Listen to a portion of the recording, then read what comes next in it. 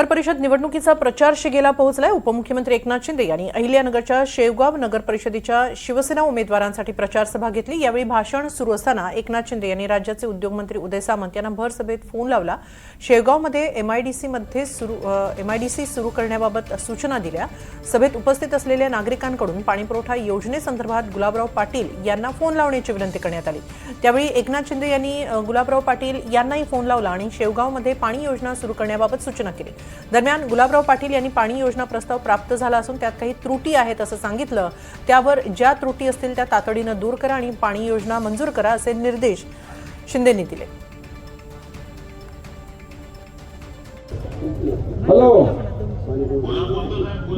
गुलाबराव, मी इथे शेवगावला आहे। आता इथल्या लोकांनी म्हटलंय की पाणी पुरवठा योजना जी आहे त्याच्यामध्ये काय त्रुटी आहे?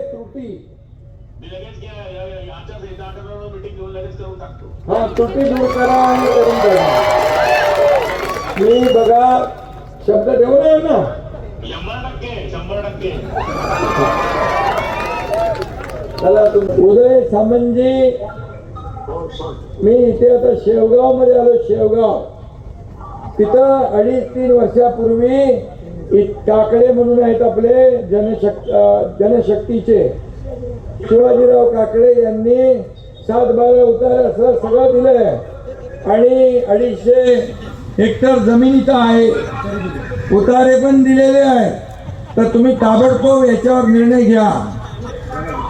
एमआयडीसीच्या निमित्तानं त्यांनी सातबारे आपल्याकडे दिलेले आहेत, मागणी पण केली।